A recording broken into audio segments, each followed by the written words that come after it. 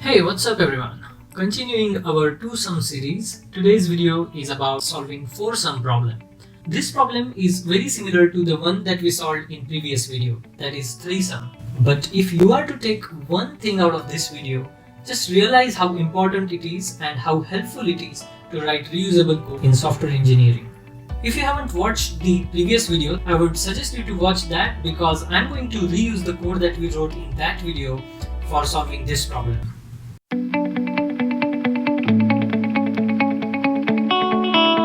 Hey, Bhavesh here, and on this channel we learn and apply various data structures, algorithms to solve interesting programming questions. So if this is your first time on this channel, consider subscribing. Let's take a look into the problem statement. By now you must have already guessed what the problem statement would look like, but it's always very important to read the problem statement carefully so that there are no surprises at the end. We are given an array of integers and we are also given a target. In the previous problem of 3-sum, the target was constant and which was 0. But here the target is going to be an input and we want to find 4 numbers A, B, C and D such that they add up to the target. And similar to the previous problem, we need to make sure that there are no duplicates in the solution. Let's consider this example here. If the input array is 1, 0, minus 1, 0, minus 2 and 2 and the target is 0, there are 3 possible solutions. That is, minus 1, 0, 0, 1, they add up to 0. Minus 2, minus 1, plus 1 and plus 2, they also add up to 0. And minus 2, 0, 0, 2, they add up to 0. And all these numbers are from this array. Alright, so let's first take a look at how we can solve this problem. Of course, one of the easiest method to solve this problem is brute force. Now, if we are to solve this problem in brute force manner, we will try out all combinations. So first, second, third and fourth. Then first, second, third and fifth. First, second, third and sixth. And so on. So first, then directly third, fourth, fifth. Then first, third, fourth and sixth and so on. Finally, we will check third, fourth, fifth and sixth. As you can see, we are trying out all possible combinations and number of combinations will be of the order of n power 4 and hence we know that the time complexity of this solution is going to be big O n power 4. However, we know that 3-sum problem can be solved in big O n square time complexity. So can we use that approach to solve this problem? Of course we can. Because at the end of the day, for finding 4 numbers that add up to the target, we are fixing one number and then finding the remaining 3 numbers in the remainder of the array that add up to target minus the first number. So essentially, once we fix the first number, we are solving the 3-sum problem.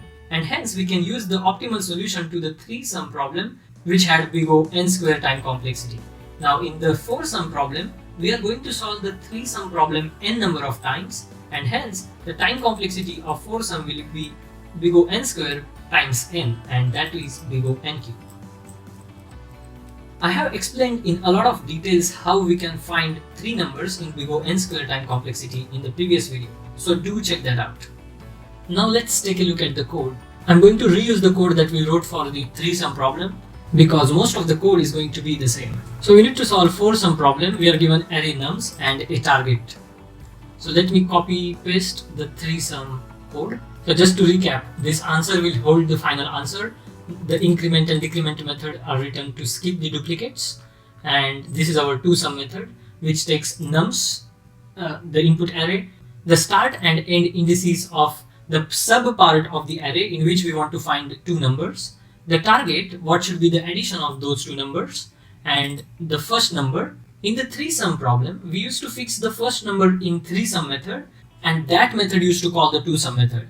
Now in this 4-sum problem, 4-sum method will call the 3-sum method and 3-sum method will call the 2-sum method. So by the time control reaches 2-sum, we would have already fixed the 2 numbers. So int first and second, and in answer we will push the first, second as constants and the remaining 2 numbers that we will find in 2-sum method. So that's all that we need to change in 2-sum method. Now let's write the 3-sum method very quickly. So void 3-sum. And it will take all the same parameters except for the second because second number is going to get fixed in this method and the first number will be fixed by 4-sum. So for int I equal to start, I less than or equal to end, in the start to end, we are going to fix one number at a time. So int I equal to start less than end, I equal to increment I, nums and I. Again, this is all discussed in the previous video, so I'm not repeating myself. And int, here we are going to fix the second number. So second is equal to nums of I, and we will call the toSum method, toSum. Now toSum will find remaining two numbers. The parameters that toSum method takes is the array nums, then starting index, which will be I plus 1, the end index, which will be constant end, the target will be, now whatever target that toSum method had, we already fixed the second number, so we need to subtract second number from the target, and then the first number that forSum method will fix, will pass it as is, and the second number that toSum method has fixed. And now going back to the forSum method, again here we are going to fix one number at a time. So let's first take the size of the input. So size n is equal to nums dot size for int I equals 0, I less than n, I equal to increment nums comma I. And we will fix the first number. So int first is equal to nums of I, and we'll call the toSum method. Nums start would be I plus 1, end would be n minus 1, because there are n elements, last index would be n minus 1. As we have already fixed the first number, so remaining sum should be target minus first. And that is it. One important thing that we haven't yet done is sorting the input, because for the toSum method to find two numbers that add up to the target in linear time, it is important condition that the input has to be in sorted order, and that's why we will sort the input first. So the first thing we will do when the control reaches the forSum method is to sort the input. So sort nums dot begin, nums dot end. So this sorts the entire input. At the end, we can return the answer. Remember, we are pushing the solutions into our answer variable in the toSum method. So at the end, we will return answer. So let's quickly take a look. First, we sorted the input, then we fixed each number at a time, and then called, from forSum method, we called toSum method. In the toSum method, we got the remainder of the array from start to end indices, and we repeated the same process, that is of fixing one number at a time. We called it the second number. After fixing that number, we called the toSum method, because now we only want to find two numbers that add up to specific target, and the target this time is target minus second. When the control reaches toSum method, it finds two numbers that add up to the target and then pushes the solution into the answer variable. At the end, we return the answer. Let's now take a look at a couple of test cases. One is already provided, so let's try to add one more test case. Let's say this time we want the answer to be, say, 2. Are there any solutions? Yes. So 1, 0, minus 1 and 2. That should add up to 2. Let's see if it works. Alright, there are some compiler errors. Too few arguments. Oh, I see that. So toSum method takes the first number as input as well, and after the target, so the first number, and it should be good. Cool, so our solution passes the test cases. We can now try to submit it. Great. Let's take a look at the time complexity of our solution. It should be big O n cube, but we will also verify it with the code. So sorting takes big O n log n time. There are n numbers. This is a constant time step. In worst case, this loop is going to run n times. This is a constant time step. And for the toSum method, we already know the time complexity, which is big O n squared. We can also check that code. So for toSum method, the for loop is going to at most run n times, and this is a constant time step, and toSum method is a linear time. And toSum method has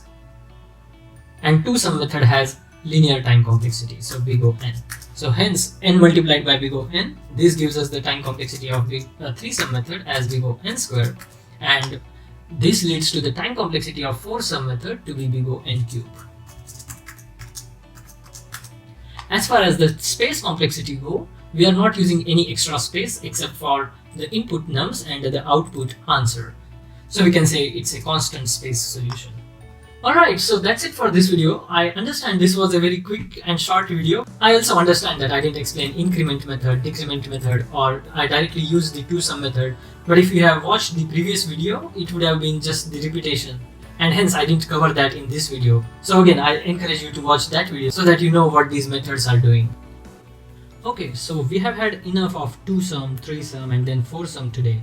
In the next video, we will write a generic solution that works for any n so that we don't have to repeat the same process again and again. I will post that video on next Wednesday, that is September 30th. But before that, on Saturday, September 26th, I'm going to start a dynamic programming series. So keep an eye out for that. If you enjoyed learning something new today, give this video a thumbs up and share it. Post any questions in the comments below so either I or someone from the community can respond. I would also love to hear any suggestions and feedback that you may have. Don't forget to subscribe to Interview Recipes. See you next time and bye for now.